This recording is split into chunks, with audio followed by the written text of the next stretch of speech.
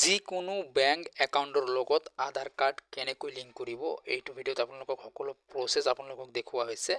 তাৰ কাৰণে ভিডিঅ'টো অলপ স্কিপ নকৰাকৈ শেষ পৰ্যন্ত চাই লওক। আপোনাৰ বেংক একাউণ্টৰ লগত আধাৰ কাৰ্ড লিংক কৰাৰ কাৰণে আপোনালোকে এটা ব্ৰাউজাৰ ওপেন কৰিব। ব্ৰাউজাৰ ওপেন কৰি সাৰ্চ বাৰত লিখিব NPCI এনেকুৱাকৈ লিখি আপোনালোকে সাৰ্চ কৰিব। সাৰ্চ কৰাৰ পিছত আপনাদেৰ সন্মুখত এনেকুৱাকৈ এটা ইন্টাৰফেস শো হৈ যাব। তো আপোনালোক যেটো প্ৰথম ওলা যেটো আপোনালোকৰ অপশন হয় এই অপশনত আপোনালোকে ক্লিক কৰি দিব। ক্লিক কৰাৰ পিছত আপোনালোকৰ সন্মুখত এনেকুৱাকৈ আহি যাব। তাৰপিছত ইয়াত আপোনালোকে এটা অপশন দেখা পাব কাস্টমাৰ বুলি এটা অপশন আছে। তো আপুনি কি কৰিব ইয়াতে ক্লিক কৰিব। ক্লিক কৰাৰ পিছত ইয়াতে আৰু এটা অপশন পাব ভাৰত আধাৰ সেন্ডিং। আপোনালোকে কি কৰিব আপোনালোকে এইটোত ক্লিক কৰি দিব। এইটোত ক্লিক কৰি দিব। ক্লিক কৰাৰ পিছত অলপমান ওয়েট কৰিব।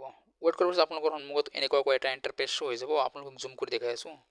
তাৰপিছত ইয়াতে এটা আপোনালোকে অপশন দেখা পাব এইটো আধাৰ সেন্ডিং ডিসেন্ডিং। কি কৰিব আপোনালোকে ইয়াত ক্লিক কৰি দিব।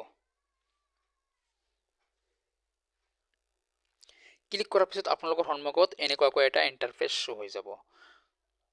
তো প্ৰথমত আপোনালোকে কি কৰিব লাগিব আপোনালোকৰ যেটো আধাৰ কাৰ্ড নাম্বাৰ আছে আপোনালোকে ইয়াত ভৰাব লাগিব। যেটো আপোনালোকৰ আধাৰ কাৰ্ড নাম্বাৰ আছে আপোনালোকৰ ইয়াত ভৰাব লাগিব। আধাৰ কাৰ্ড নম্বৰটো ভৰাই আপোনালোকে নিচে স্ক্ৰল কৰি দিব। কৰি দিয়াৰ পিছত ইয়াত আপোনালোকে দুটা অপশন পাব request for Aadhaar ascending descending. যেহেতু আপোনালোকক একাউণ্টৰ লগত আধাৰ কাৰ্ড লিংক কৰিব লাগে তো আপোনালোকে কি কৰিব আপোনালোকে সেন্ডিংত টিক মাৰ্ক কৰি দিব। কৰি দিয়াৰ পিছত ইয়াত আৰু এটা অপশন পাব সিলেক্ট ইয়োৰ বেংক। তাৰ পিছত ইয়াত কি কৰিব সিলেক্ট ইয়োৰ বেংক। আপোনালোকৰ যেটো বেংক হয় ইয়াৰ পৰা আপোনালোকে সিলেক্ট কৰি ল'ব।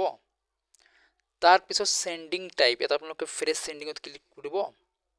কৰাৰ পিছত আপোনাৰ যেটো একাউণ্ট নম্বৰ আছে আপোনালোকৰ একাউণ্ট নম্বৰটো ইয়াত বহাব।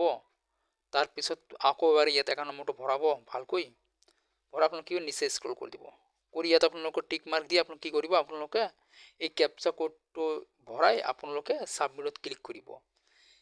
যেতিয়া আপোনালোকে সাবমিটত ক্লিক কৰিব তেতিয়া আপোনালোকৰ আধাৰ কাৰ্ডৰ সৈতে যেটো মোবাইল নম্বৰ লিংক আছে তাত এটা OTP যাব। OTPটো ভৰাই আপোনালোকে কনফাৰ্ম দি সাবমিটত ক্লিক কৰিলে আপোনালোকৰ 7 দিন 8 দিন 10 দিন পিছত আপোনালোকৰ বেংকৰ একাউণ্টৰ সৈতে আধাৰ কাৰ্ড লিংক হৈ যাব।